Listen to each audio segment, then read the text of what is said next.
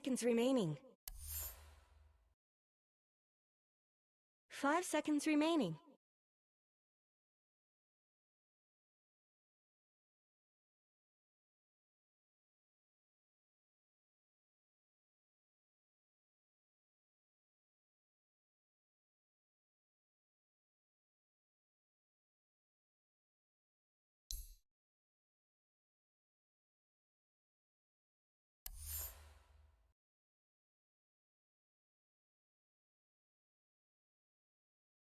Radiant team's turn to ban. Dire team's turn to ban.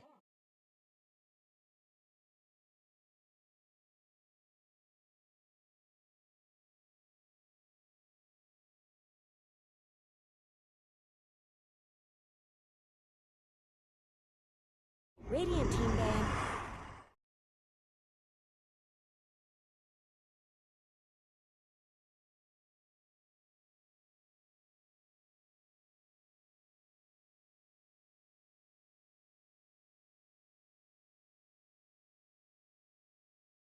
Ten seconds remaining. 5 seconds remaining.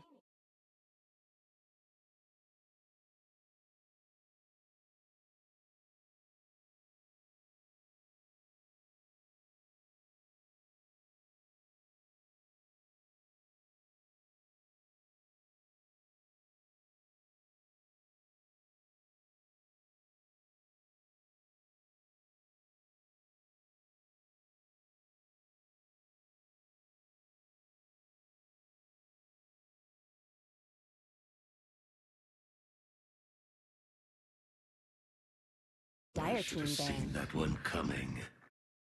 Radiant team's turn to ban.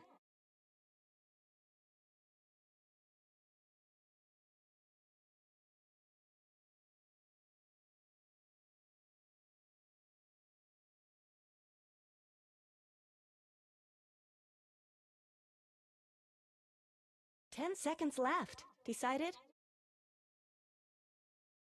Dire team ban.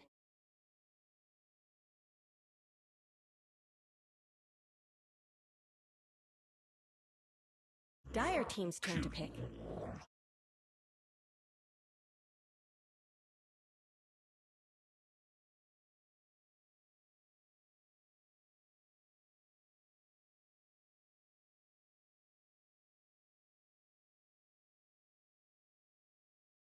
Ten seconds remaining. 5 seconds remaining.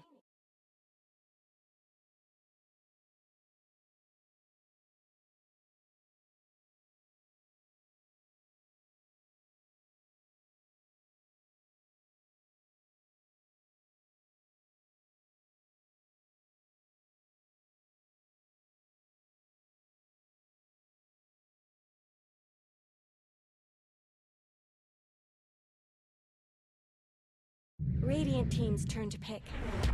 Warlock.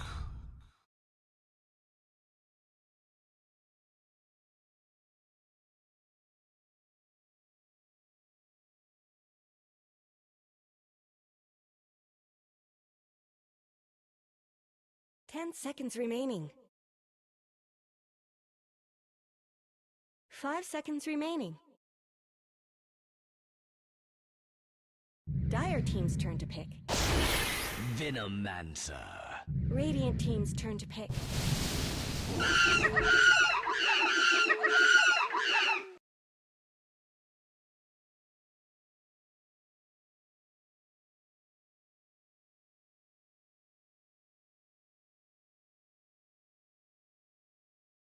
Ten seconds remaining. 5 seconds Radiant remaining. team ban. Drow Ranger.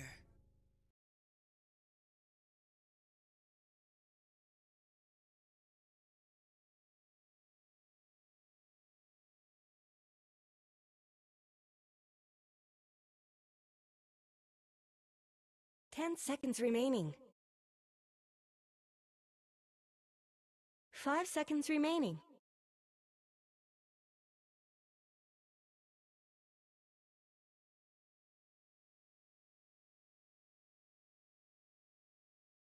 Dire team's turn to ban.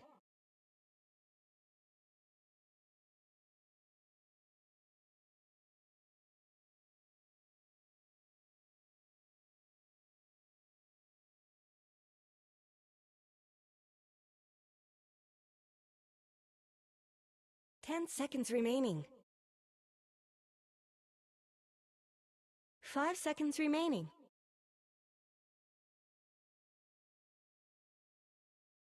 Radiant team ban.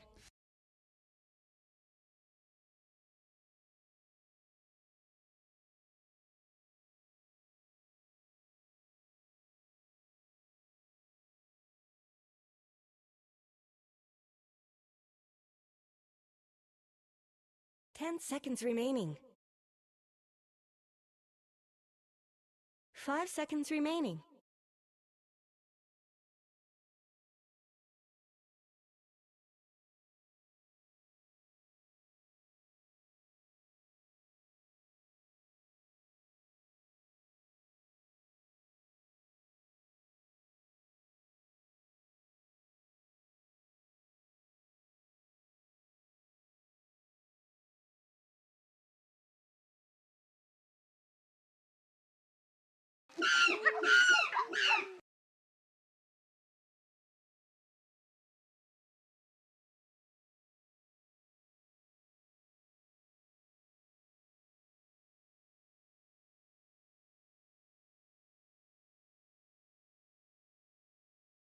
Dire team's turn to ban.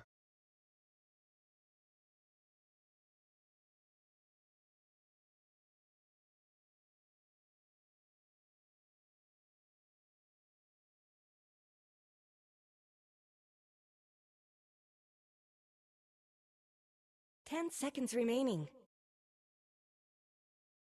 Radiant team's turn to pick.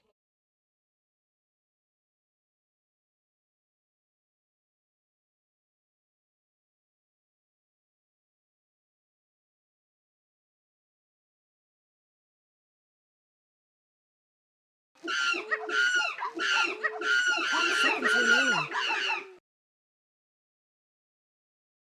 5 seconds remaining. Dire team's turn to pick. Max.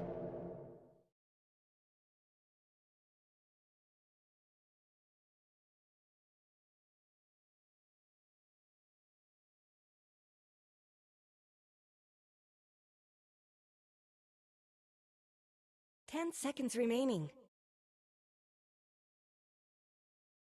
5 seconds remaining.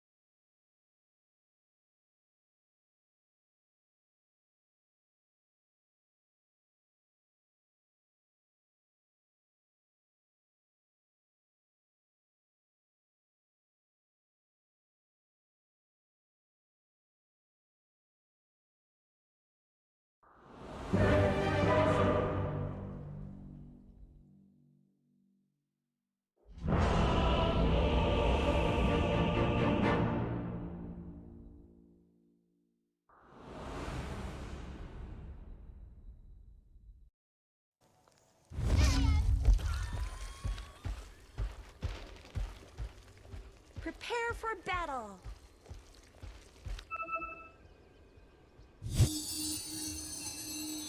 Was Puppy playing it, and the net worth advantage that it gave them was pretty good. It actually accelerated at a good pace. It kind of looked like he's going the same build. He's starting to regen, so that means that 3-3 is going to have a tougher time, but like he said in that interview a couple weeks ago, he likes playing the harder than normal lanes. He knows that it's giving more things to his team, which if they can get good timing on the levels here for snaking and Draw Ranger has a good lane, then they can absolutely do some good stuff and set some tempo that should put Team Liquid on the back foot. And I think if one person can really, do well with this sort of transitioning Venomancer that goes into jungle or whatnot, it's definitely snaking. Although, hold that thought, as 33 has already had a little bit of a skirmish over here with Liquid, but it's going to be absolutely fine. But yeah, we've seen Snaking play the Enigma, right? He goes straight into jungle, and he does a lot with this particular hero. Granted, this time around, not that giant ultimate in the sense of, like a black hole where he's going to be able to turn the tides of fights, but definitely he's going to be very farmed. Yeah, he should be able to get good levels and good farm, and then use that to control a lot of area with plague wards and things. In fact, and right now, this is kind of one of the nice things I know jungle is that you can buy plague ward level 1 and it doesn't feel like you're completely camping you. So this should be, it will only going to be 1 there for the Radiant side. Nice fire snap cookie from the Snapfire. And they're already cutting down some of these wards here as they go through. Away from making his way down to the bot lane. Are they starting off with something that's looks like a tri-lane? No, they're moving off here. Nope. Yep, just normal lanes for Liquid here. Make a tiny safe flip should be doing pretty darn good here. Not that I expect Axe can test very much, so I think the most interesting battle will be just how fast Snaking farms, and then how much instantly gets done, despite the fact that he's against a solo here. So if he can keep 3-3 pretty zone solo, it's going to keep 3-3 behind where he would like to be, and could change a lot here. I mean, this is, as long as they start to do like some sort of stack as well for the Axe, I think it'll be fine, even if he's being really challenged here. But it is interesting that Snaking is starting off just straight off the bat in the jungle. Yeah. It should work pretty good. He's about to basically be able to pull 2 camps together. One's a large camp, one is a medium camp, I believe. So he should be able to accelerate pretty quick. Plus, he's got the Bladestone to amplify their damage by 10%, which ends up helping a lot. And Plague Wards deal extra damage against creeps and neutrals, less against heroes. So this is going to be pretty quick. If I hadn't seen Puppy do this once before, I'd be a lot more unsure about it. But it just takes a lot of resources to contest him, and it's just more important basically for Taiga to secure Quakefist farm. So basically just gonna let him do this, and because it's just not that worth it. Let like Drow have an easy lane and his own Slardar, for example. He'll do more, just like letting him hit his farm. Now, how concerned are we though here with the fact that 33 is getting pushed so far back? And also I wanted to highlight the fact that Liquid, usually we see Sumail being the one who's kind of, making these moves early, setting the tempo. This time around it is of course Mickey who's going to be making those moves on the Tiny. How do we feel this? It should be fine because of who Tiny is here. He's very good at roaming around and getting kills. Mickey plays a lot of, so he's got the same, he knows how to roam, he knows how to get kills, pressure like that, so it should be fine. Only thing that's going to be negative is that Mickey is going to have less levels because he's in a safe lane instead of a slow lane, so he might not have as many levels of Avatos quite as early. But. Okay. 33 just going to do some creep wave mechanics here, trying to just pull off the side. Doesn't want to really stay in that lane too much. In the bottom lane, Skeeter's managing to handle very nicely. And saying he did a great job getting one of the camps pulled. In fact, both. Right, you can't pull these ones, but he got a range to stay in there. Just good. He's doing a good job limiting what Axe is getting out of this. Only 2 last sets right now for 3-3. It's getting the levels at the very least, right? I feel like that's pretty important. The traditional off lane, it was always just, getting those levels online.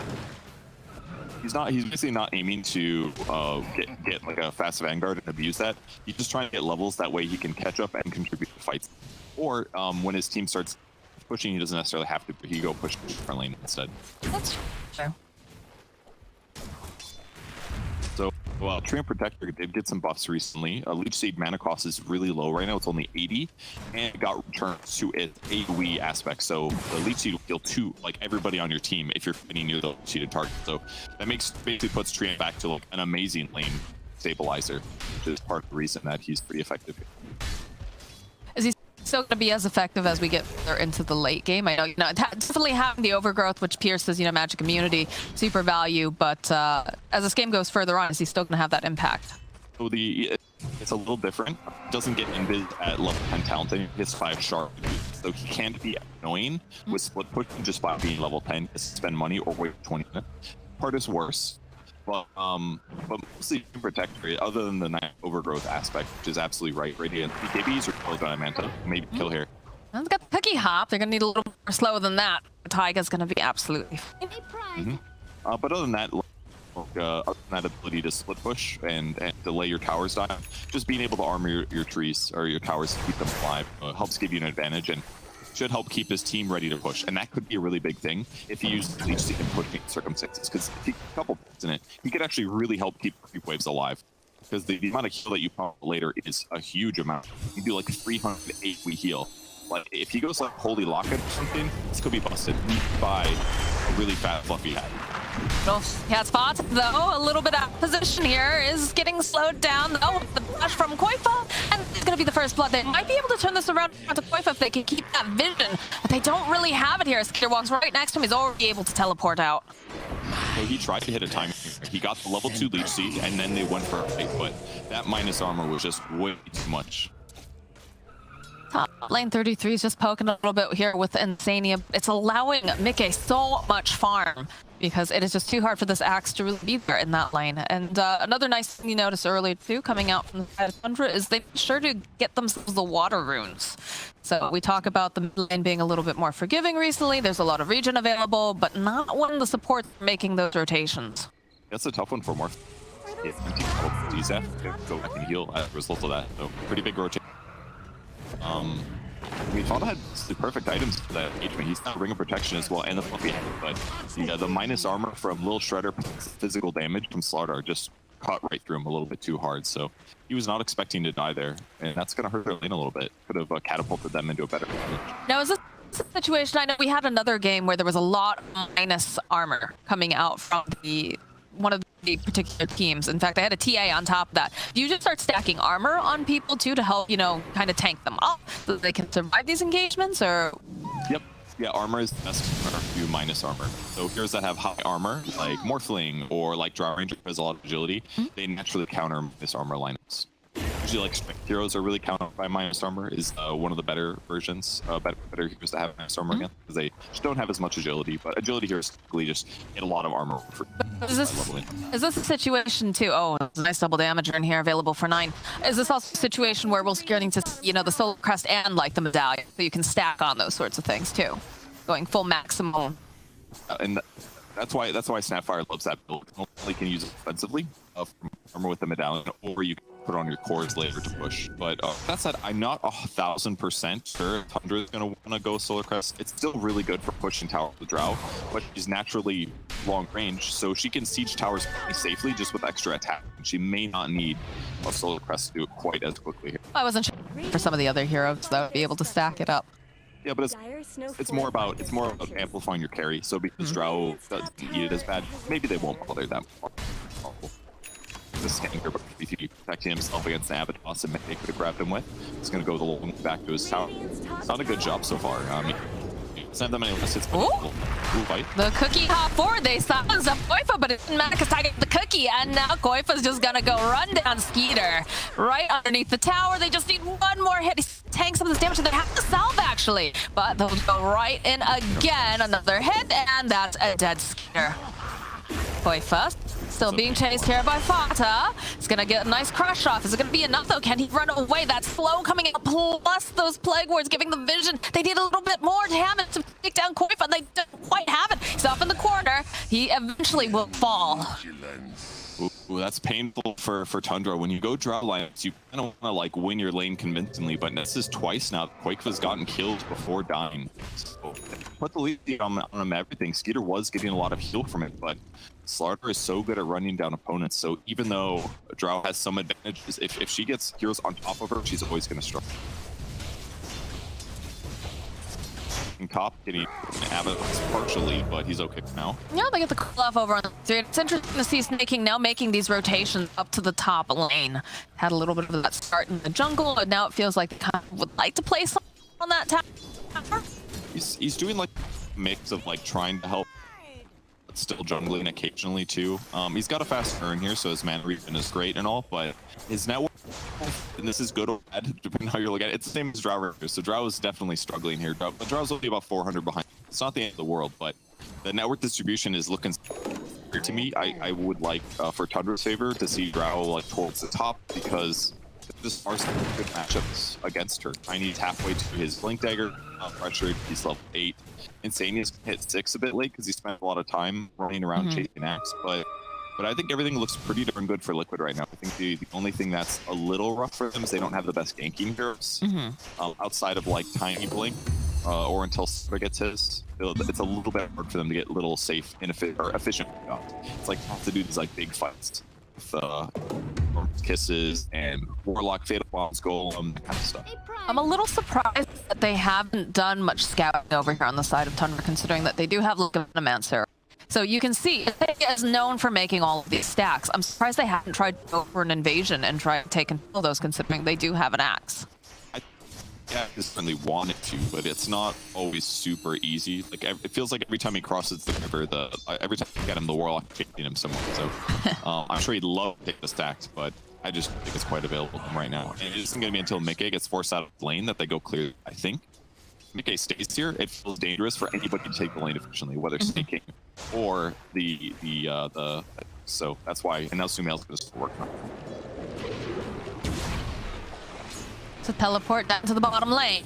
It's like they're gonna try to make something happen. Here's Koif over in the trees. Nine will get out the illusory orb. Koif getting off that crack. Fall green coil though. Silence coming out from Knock. Can they do enough damage though? He's as well as he tosses Knight up to the air. He will fall as well as Sparta. And his long range kisses coming out here. Oh, the Skeeter. He can go for a dive. I don't even know if he needs it. Just downtown.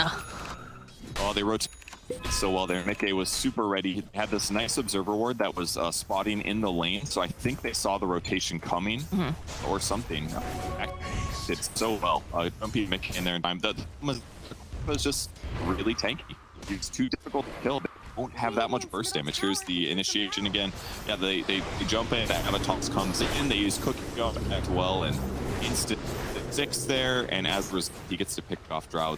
Drow could do other than maybe he could have juked, but he's close to trees, so like kind of it's kind of there.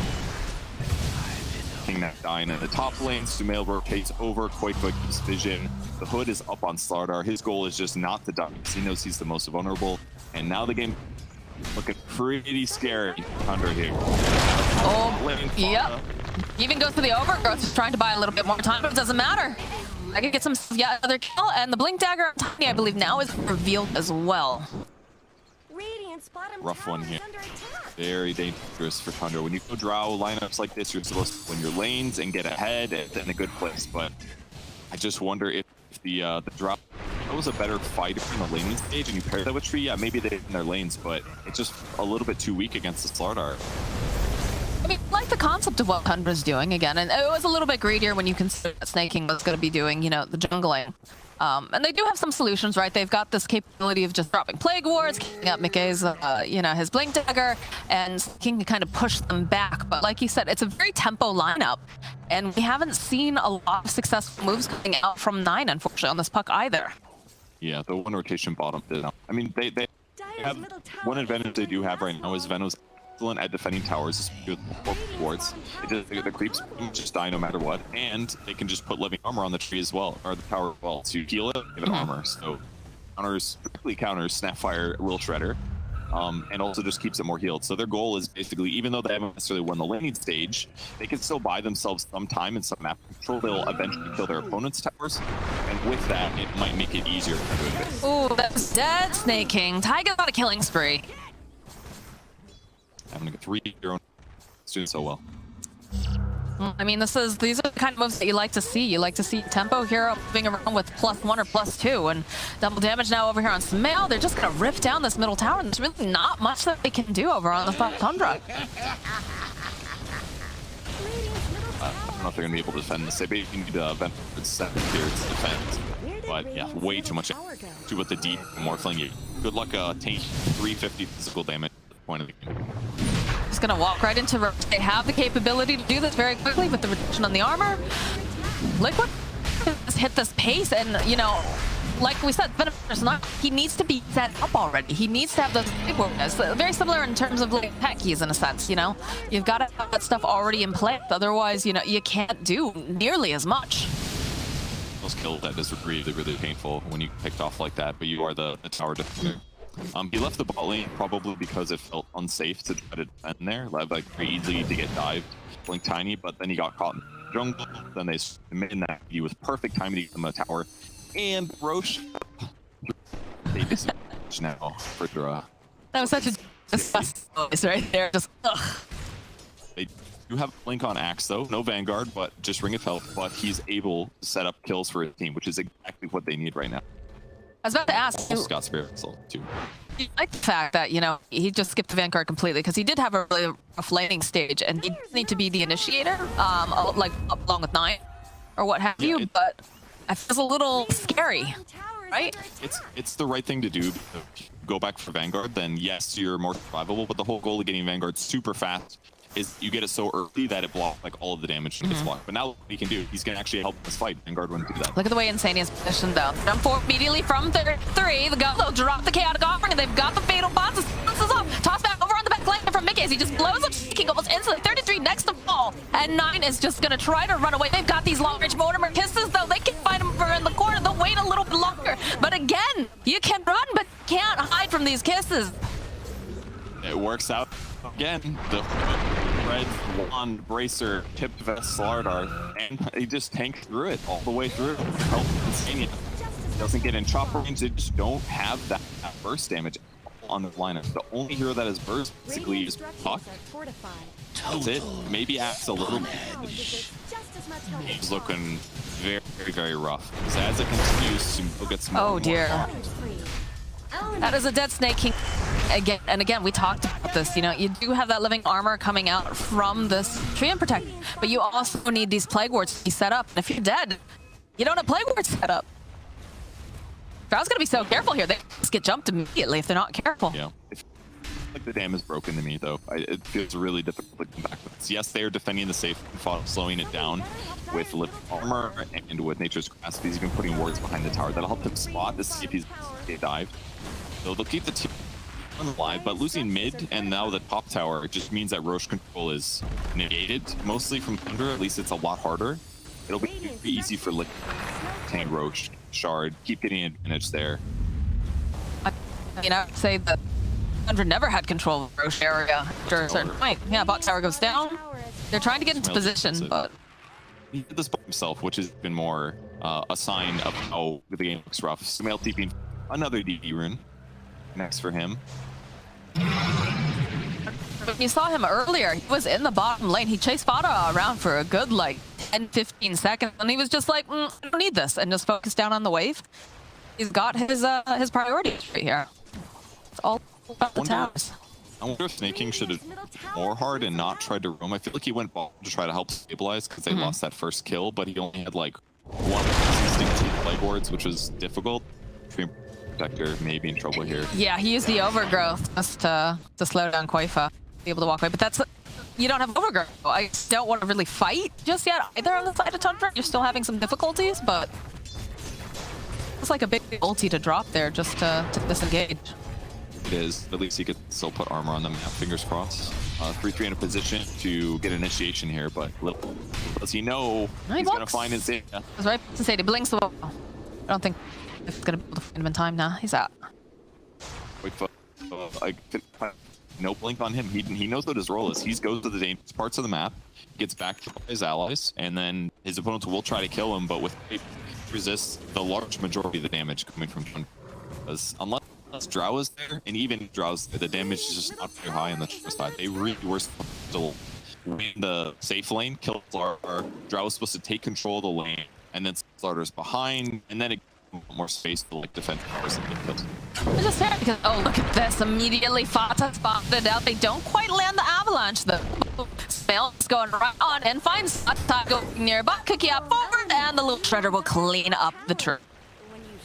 That's a kill that wouldn't have happened last match. He would have been invisible here at level 10, but 20-minute mark, he's not able to pick the start up, and this pressure is just so much easier.